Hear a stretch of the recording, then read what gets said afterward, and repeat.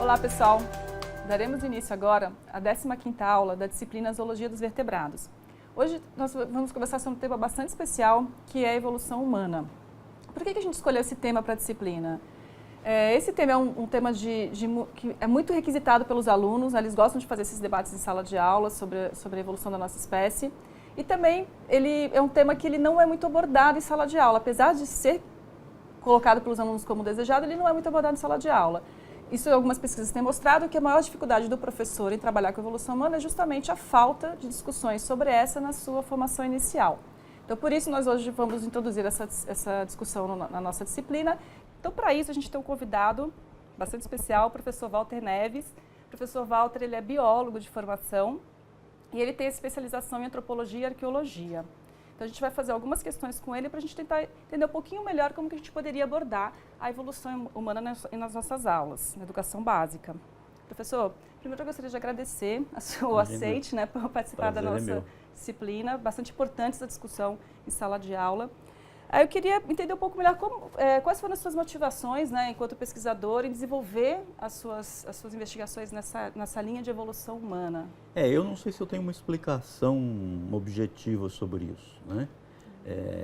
Eu venho de uma família muito pobre, meus pais eram pobremente alfabetizados, morava numa cidade do interior e por alguma razão, desde os 8 anos, eu já sabia que eu queria ser um cientista, né?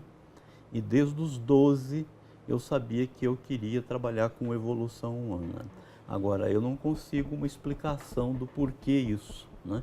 O fato é que esse sonho lá, desde 12 anos de idade, eu tracei uma reta, né? Fui extremamente obstinado nessa reta. Sabia que era isso. E eu acabei me virando mesmo um especialista em evolução humana. Professor, quais seriam hoje, então, seus projetos que tem desenvolvido atualmente no laboratório? Olha, o carro-chefe do laboratório, praticamente de quando ele foi fundado em 1994 até mais ou menos 2013, né, o carro-chefe das nossas pesquisas é a questão da origem do homem na América. Né? É uma linha com bastante visibilidade pública, né, porque envolveu a Luzia. Né? E a Luzia, digamos assim, eu perdi o controle sobre a Luzia, né? E a Luzia se tornou o ícone da pré-história brasileira. Né? A pré-história brasileira não tinha um ícone, né? E a Luzia se transformou nesse ícone. Então, entre 2000 e 2009, por exemplo, nós retomamos as escavações lá na mesma região onde a Luzia foi encontrada, na região de Lagoa Santa. Né? Vários desses esqueletos que estão aqui sobre as mesas vêm dessa região, é do mesmo povo de Luzia. Agora, a partir de 2013, nós demos uma guinada muito grande na pesquisa do laboratório. Nós fomos estudar a macroevolução humana, né? Nós estávamos interessados principalmente sobre a saída do nosso gênero da África. Né? O gênero Homo, que é o nosso gênero, surgiu na África por volta de 2,5, 2,6 milhões de anos. Né? E a data mais antiga que você tem fora da África é no Cáucaso, né? Na República da Geórgia, num sítio chamado de Manise, que tem 1,8 milhões de anos. Evidentemente que para o Homo sair da África e chegar no Cáucaso, ele necessariamente passou pelo Oriente Médio. Então, em 2013, nós estabelecemos um projeto na Jordânia, né? E a grande notícia é que nós encontramos ferramentas desses primeiros Homo, datadas de 2,4 milhões de anos. Então, nós temos hoje, mudamos a história do mundo. Né? Hoje, nós conseguimos retroceder em 500 mil anos a saída do homem da África. Nesses estudos que o senhor tem feito, né, como então o senhor caracterizaria a nossa espécie? Quais seriam os principais marcadores da espécie humana? Olha, que o senhor acha que é eu acho que o principal marcador da espécie humana não é propriamente física. Claro que tem uma série de características físicas que caracterizam o homem moderno, tem um tamanho craniano, uma capacidade craniana muito grande, tem dentes bastante gráceis, né? Tem queixo é uma coisa que só aparece na nossa espécie, Mas eu acho que o que mais caracteriza a nossa espécie é o fato de nós sermos uma espécie que produz e manipula símbolos. Nenhum outro hominídeo teve produção simbólica, né? Então, essa capacidade de significação, de atribuir significado, né, às coisas, uma caneta para nós, me dá esse pincel aí, faz favor. Esse pincel aqui, se você der isso aqui para um chimpanzé, é só uma varinha que ele vai enfiar lá no cupinzeiro, né? E vai tirar as formigas, os cupins e vai comer. E depois ele vai jogar isso fora, né? Isso aqui para nós não. Eu posso te dizer assim, olha, isso aqui é um pincel que eu tenho logo, que eu comecei a usar logo no começo da minha carreira. Ele me trouxe muita sorte.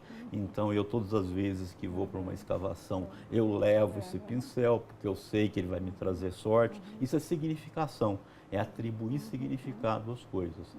Esse é um elemento exclusivo da nossa espécie e assim mesmo nos últimos 50 mil anos. Então, eu acho que o que mais caracteriza a nossa espécie é justamente produzir e manipular símbolos, né? Quais as evidências que o senhor tem entre os seus estudos com fósseis e com registros, né, do gênero homem, da nossa espécie especificamente, que o senhor percebe que existe essa atribuição de signos? Então, isso começa explosivamente há 50 mil anos.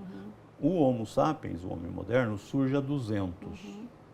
E há 50 vai ocorrer uma coisa que nós chamamos de a revolução criativa do Paleolítico Superior. É aí que vão surgir os primeiros sepultamentos rituais, os primeiros adornos corporais, as primeiras artes parietais ou arte rupestre, as primeiras esculturas. É aí que vai haver uma explosão no número de ferramentas de pedra lascada, né? Então a gente percebe que há 50 mil o nosso cérebro passou a ter um módulo de significação, né? E isso, e talvez essa seja a razão desse módulo ter sido fixado por seleção natural no nosso cérebro, né? Injetou uma grande criatividade em todos os domínios da vida, né? E essa criatividade foi fundamental para que a gente saísse da África por volta de 50 mil, se espalhasse pelo mundo todo, substituindo os hominídeos arcaicos que ainda existiam nessas regiões. E o senhor colocaria outros marcadores? O senhor citou o processo de significação, né, como sendo um forte marcador da espécie humana. O senhor colocaria outros marcadores? Isso eu já falei, né? O cérebro muito grande, né? Dentes extremamente gráceis, né? O queixo, né? E por causa dessa explosão de criatividade, né? Uma grande adaptabilidade. Você veja que o homem moderno sai da África até entre 250 mil anos, ele está restrito à África, né? Ele sai da África rapidamente, por exemplo, a 45 mil ele já está na Austrália, né? A 40 ele já está na Europa, né? Ou seja, isso deu a ele uma grande capacidade de adaptabilidade e aí ele pôde basicamente colonizar todos os grandes biomas e ecossistemas do planeta. É comum a gente ainda ouvir que a bipedia seria uma característica. Não, a bipedia é importantíssima, mas ela surge há 7 milhões de anos. É interessante a gente lembrar que não é exclusivo. Não, né, o Homo sapiens é bípede, mas a bipedia... Que não é exclusiva, em muitos livros textos aparece essa informação de que isso seria característico da espécie humana. Não, nós somos bípedes, não há dúvida quanto a isso. Mas a bipedia é o que vai definir o início da nossa linhagem evolutiva. Lá atrás, onde houve o split, a bifurcação entre a linhagem do chimpanzé e a nossa, né? E nós sabemos hoje que o primeiro bípede viveu há cerca de 7 milhões de anos, né? Então a nossa linhagem evolutiva, que é a linhagem dos hominíneos, né? Ela começa lá há 7 milhões de anos. Né? O Homo sapiens aparece há 200 mil. Né? Professor, o senhor escreveu recentemente um livro, né, paradidático, falando sobre a evolução humana. O senhor quer contar para a gente um pouquinho sobre esse livro? Então, por que o senhor fez esse livro?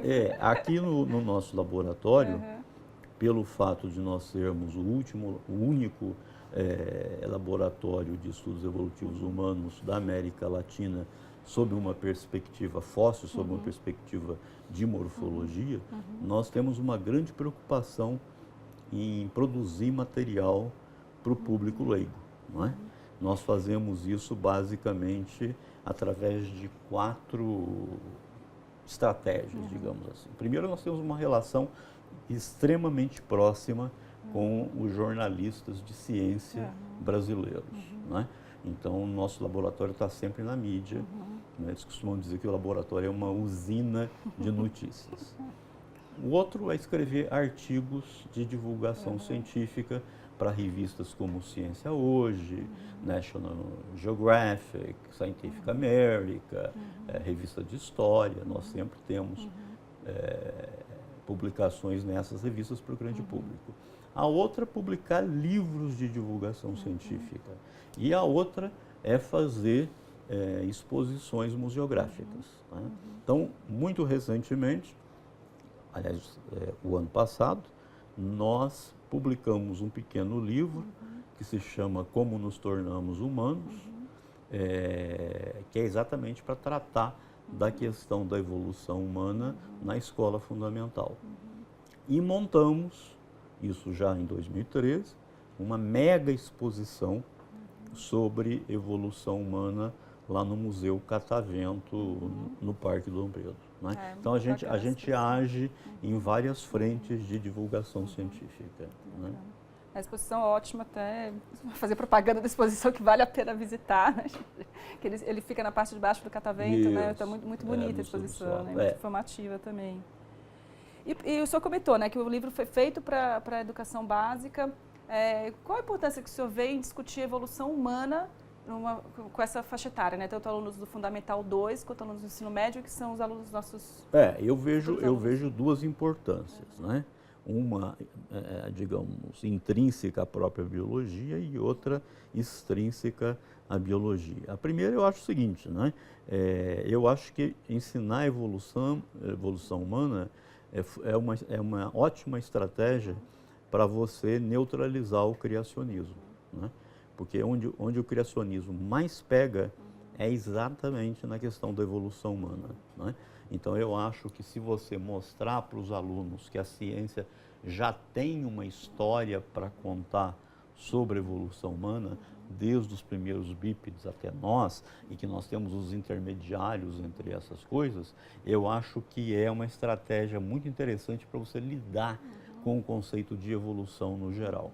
Né? A outra é que eu, quando faço divulgação científica sobre evolução humana, eu acho que é um exercício de cidadania. Para mim é um exercício de cidadania. Né? Tanto é que eu paro qualquer coisa que eu esteja fazendo para falar sobre evolução humana, principalmente para o público leigo.